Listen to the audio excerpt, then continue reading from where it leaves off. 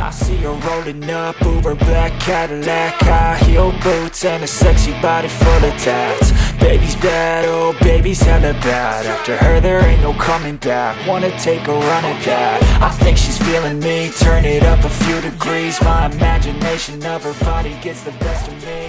Let's go in the interior and analyze the specs. I'm just going to begin with the useless ones because I think it's a pretty good way to start. I chose the Race Tex Headliner, which comes with questionably nicer design than the textile, but my fault was that I didn't choose this part to be in Race Tex as well. My mistake. This has the Bordeaux Red interior with the 14-way adjustable seats. I think it looks quite special. It's a pretty special place to be. And if you are looking just here, it has the Bose surround sound system, which actually sounds amazing. Because it's very cold outside, I'm just going in the inside, and here is it's pretty much a tech fest. We have 4 screens. This main display, which if you go to this minute, I will explain everything that is in it. The PCM and the passenger display, they look amazing. They actually complement this interior, because not only the interior but also the spec, because the rear wheel drive Taycan is more of a daily driver, more of a cruiser rather than a sports car, because although we have the Sports Chrono and the Performance Battery Plus, this is not the sportiest of the models. Of course, the handling is presumably better than the all-wheel drives, because we don't have an engine in the front, but this is more of your cruiser. If you want to go on a big trip, this has the range, and as I've heard from another Taycan owner, sooner than later an update, over-the-air update, will come to these models, and it will increase range, presumably up to 500 kilometers. As you can see right now, we have 400 kilometers on our range meter here. Let's start with the steering wheel, because this is a very interesting part. This steering wheel is actually the upgraded one, the GT steering wheel, because I've chosen the Sports Chrono package, which comes into this, I think, better design with these screws that are visible, and also the 12 o'clock marker, which really breaks the design, and the steering wheel looks smaller, but I saw both steering wheels, and this one is ever so slightly thicker, but there is not much difference rather than this. On the steering wheel we have buttons in the left and on the right. For the left side we have the voice assisted PCM, the diamond button, which in my configuration just skips the music to the next track, and the regeneration button, which is a very interesting feature, which I will explain that a bit later. In the right side we have the back button, the answer or decline phone calls, and the button which we can select these screens right now. I shall welcome you in the back of the Taycan, and this frankly shows the Bordeaux Red being the more bold spec, because it actually contours the rear seats to have this kind of design, which they look separate, but they are actually the same piece. Other than that, no other options on this car. If use this car in the back, you should choose the heated seats, but I don't use this car in the back. I use these doors just to put my jacket on, and that's it. As for the panoramic roof, not only it gives more light, but also if you are in the back, this looks like a piece of art. You can see here the special material for the headliner, which is also has a pretty soft touch. This not only looks amazing, but really makes this car feel special. Now let's go through the screens and see what we've got. This is the passenger display. This is pointed right in the middle where you would stand, which is actually fine for me.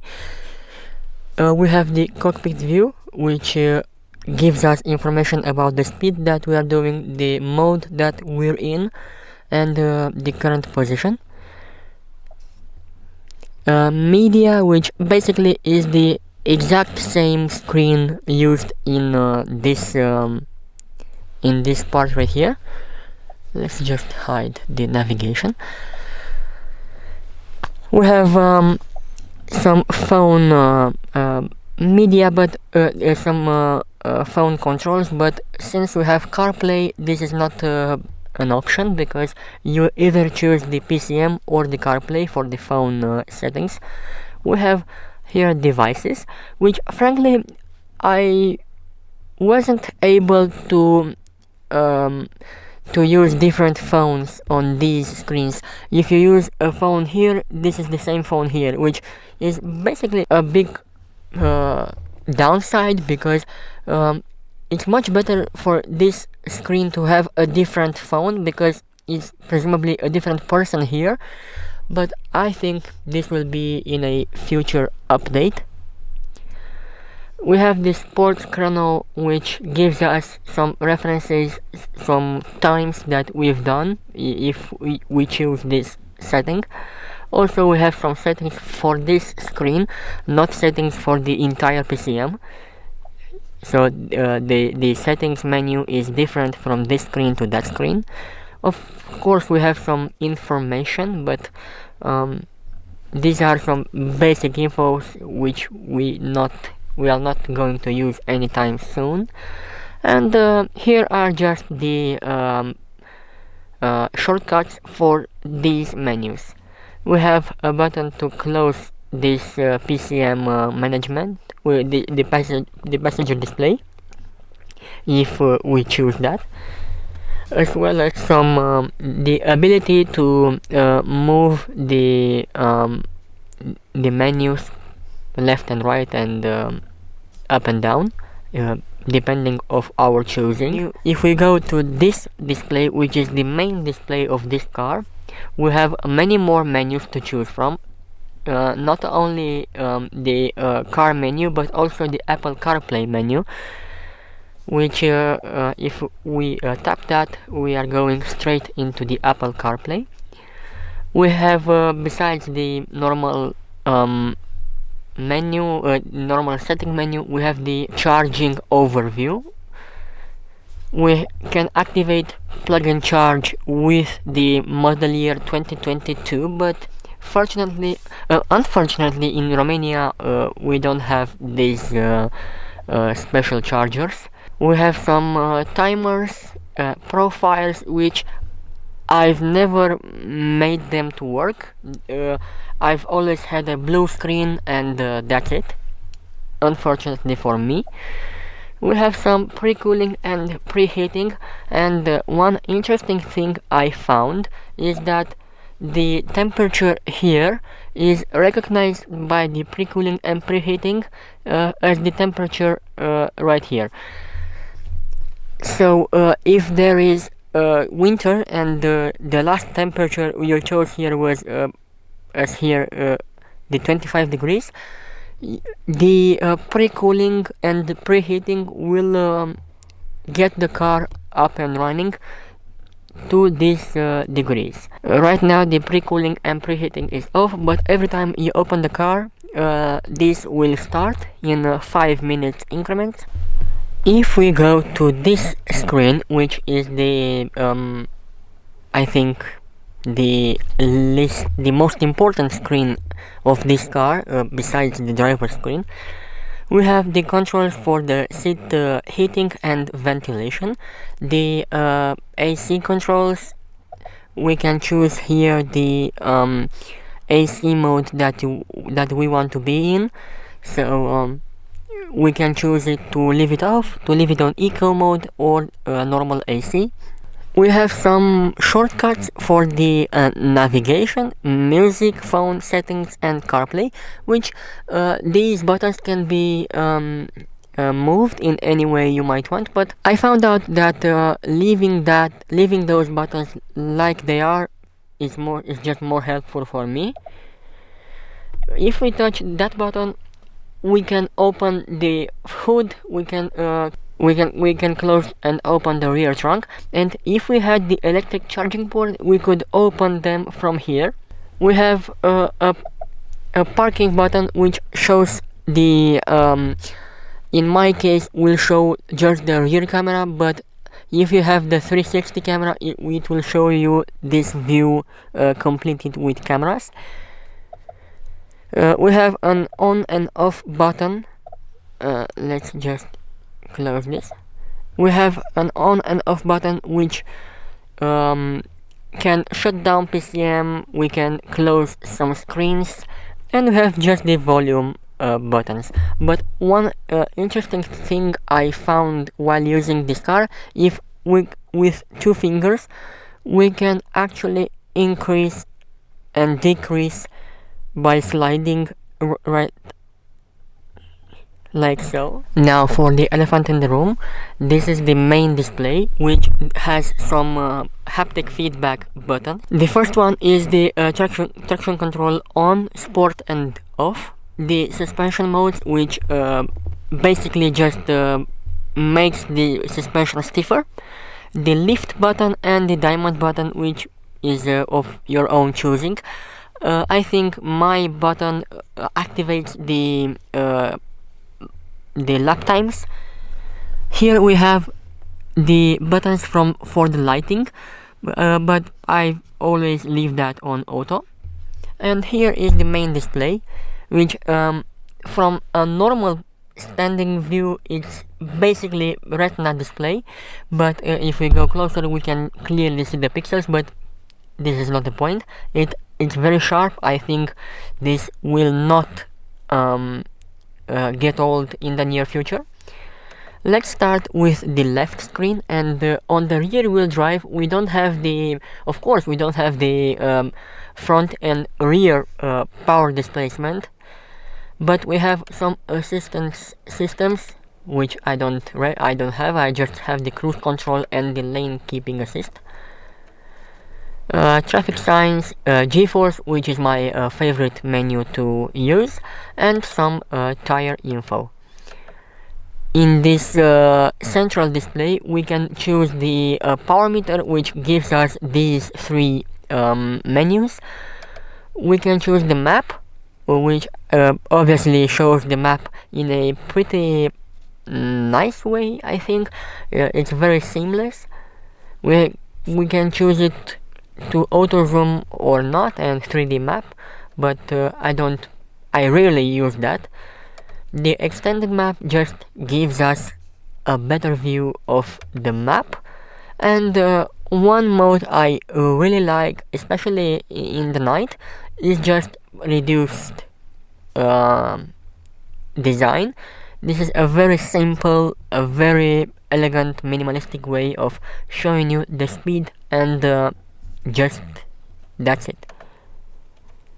Let's go back into the power meter and go here, because we have the most important aspects of this car: the battery state of charge, the temperature, the smaller battery voltage, as well as navigation,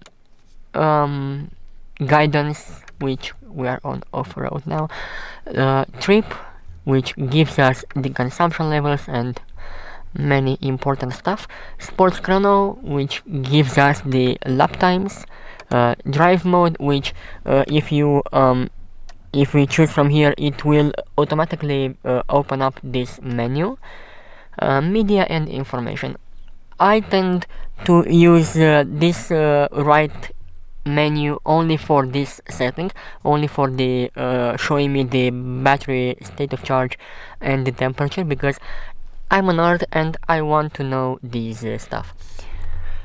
If we can pay close attention to this indicator right here, if I go into the range mode, we can clearly see 2 arrows, which indicates that the car is on the lowest level, and also it deactivates the passenger display and actually dims the matrix LED light. I've chosen the maximum speed for the range mode to be 120 kilometers an hour, but you can choose from 80 to 140. Let's have a look at the